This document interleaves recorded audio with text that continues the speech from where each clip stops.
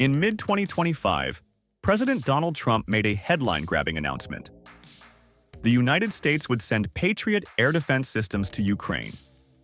But there's a twist. Europe would foot the bill. This arrangement flips the usual aid model and is raising a lot of questions like, what are the terms? Who will pay? How will Russia react? And could this reshape the war in Ukraine? As missiles rain on Ukrainian cities, this plan could have dramatic consequences for Ukraine's defense, Europe's unity, and the balance of power with Russia. With the war between Russia and Ukraine dragging on, Trump has made a shocking announcement. He has committed to sending US-made Patriot missile defense systems to Ukraine.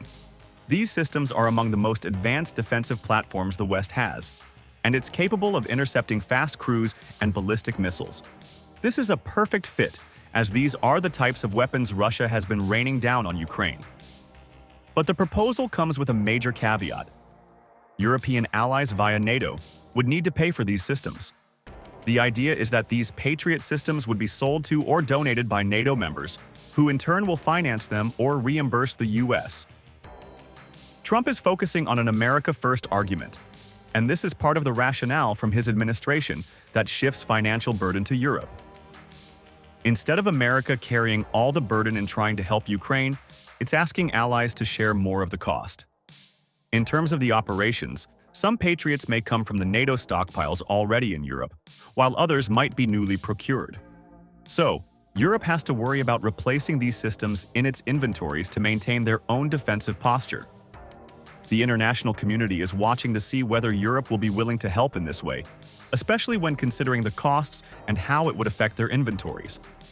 But Germany has already agreed to deliver 5 Patriot systems, while Norway has pledged 1. Now, other European NATO allies are in discussion about contributing or purchasing their own systems to supply Ukraine. European governments are divided to some extent. Some are more willing and able to give up air defense systems from their inventory, or buy more than others. Everyone has different budget constraints, military readiness, and strategic priorities.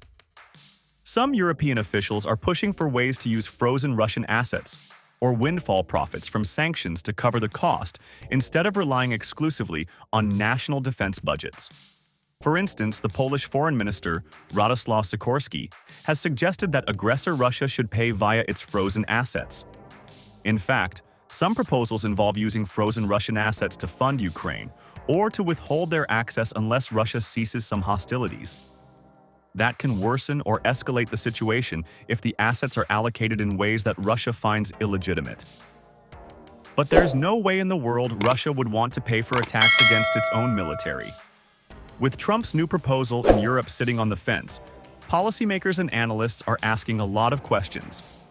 For one, which countries will donate versus which will purchase new ones? Patriots are expensive, and many countries have their own air defense needs. So, donating existing batteries means weakening their own defenses, and buying new ones adds budget pressures.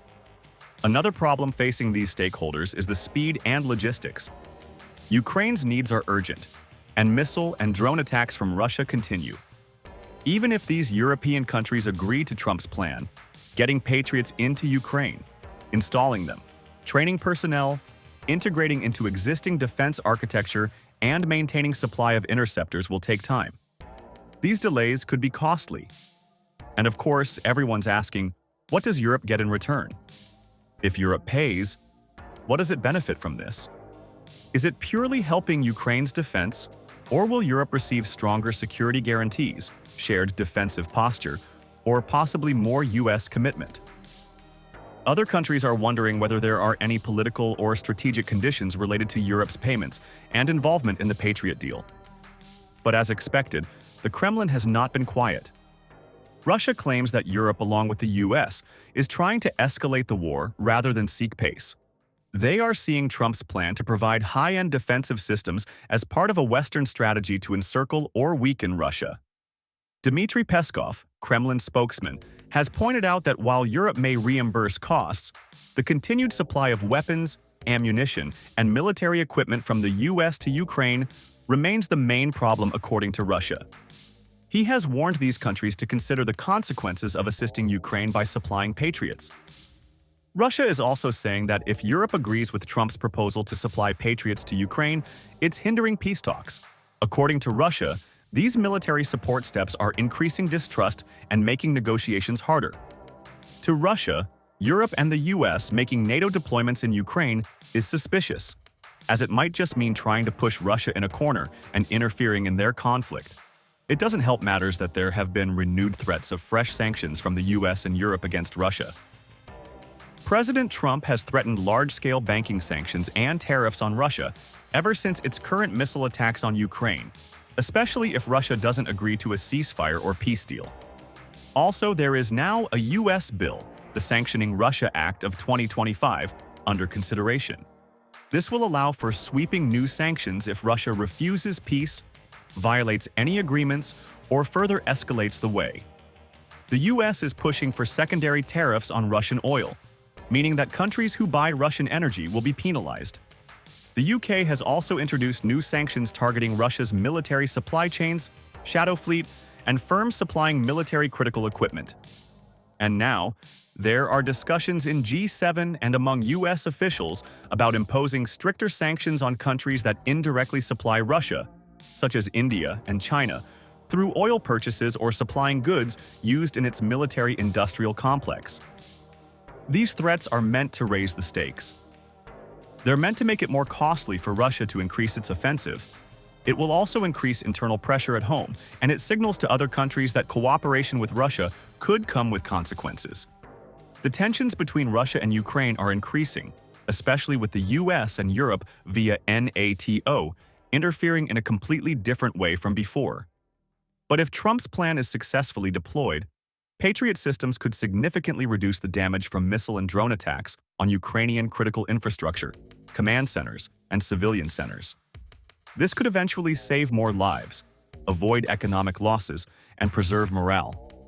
Patriot systems would give Ukraine a higher level of air defense, allowing it to focus more on counteroffensive operations instead of constantly repairing damage or defending deep behind front lines. It would also reduce the strain on existing anti-air systems that are already overworked.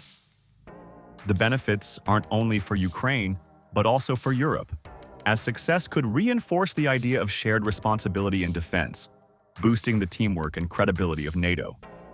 Europe can finally show that it can rise to the occasion, and this will shift the weight more evenly between the US and European states in future crises. Basically, if Europe can achieve this, countries won't always rely on the US for help. Of course, giving Ukraine Patriot systems might actually end the war. On the diplomatic front, successful implementation might give Ukraine more leverage in negotiations. Ukraine can rely on its backers to negotiate with Russia from a position of greater security. While it offers benefits to Ukraine if successfully implemented, there's also a risk of escalation. Russia might just feel pushed into a corner and respond forcefully. Russian Foreign Minister Sergei Lavrov has accused Germany, France, and the UK of attempting to raise Europe for war, a direct war against Russia.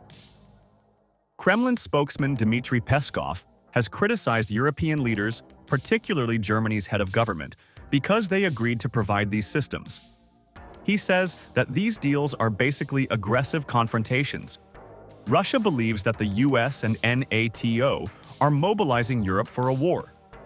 Russia has also threatened that using Russian assets to fund Ukraine's Patriot systems or the cost of their war would provoke legal and non-legal countermeasures. Now, Russia sees the Patriot transfers and other support provided by the US and Europe as part of a Western strategy to worsen the conflict and encircle or threaten Russia. From Lavrov's and Peskov's statements, it's clear that Russia views these as provocations. Moscow is saying that European arms flow, like the Patriot systems, is prolonging the war, preventing peace talks, and that these transfers are one of the main obstacles to negotiating a settlement that Russia can agree to. For a long time, Russia has objected to some proposed security guarantees for Ukraine, especially those from NATO. It says that any help offered by NATO forces or deployments in Ukraine would cross a red line. If Russia feels overly threatened, the conflict can escalate through increased missile or drone strikes, targeting supply lines for Patriots, cyber attacks, or more aggressive rhetoric. The more Europe is involved militarily in the conflict, the more Russia may feel like it's under direct threat. Now, the danger of miscalculation or unintended incidents is growing. If Patriot systems strike Russian missiles or lower altitude threats that stray into NATO-adjacent zones, or if there's a cross-border accident, tensions could escalate into diplomatic or military crises. With Trump's proposal, there's a risk of drawing in more actors to the conflict. Some European countries may be more exposed, and that could cause more spillover or provocations. Russia might use hybrid warfare or asymmetric tactics to pressure those countries.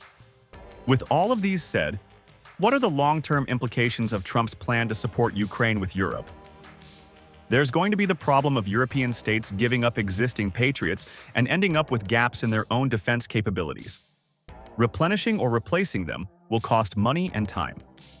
Also, this model, where the US supplies advanced systems but expects allies to pay, could become more standard. This implies that there would be changes in how NATO and Europe plan financially, budget defense, and in procurement strategies in the future.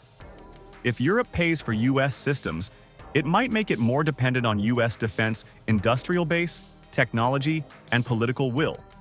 But it could also push Europe to invest more in domestic alternatives or cohesion. In general, improving the defense capacity for Ukraine with the Patriot systems can affect the military balance and possibly speed up its counteroffensives. On the other hand, it can harden Russia's position and reduce its will to compromise. Trump's promise of Patriots to Ukraine may at first glance seem like a good plan. But the devil is in the details. Europe's readiness to commit financially, logistically, politically, and militarily will determine whether this gamble pays off or backfires. Will this deal tilt the balance enough to protect Ukraine and end the war? Or will it deepen the conflict and risk escalation? Let's know your thoughts in the comments. Thanks for watching. Be sure to like and subscribe to stay up to date on global military events.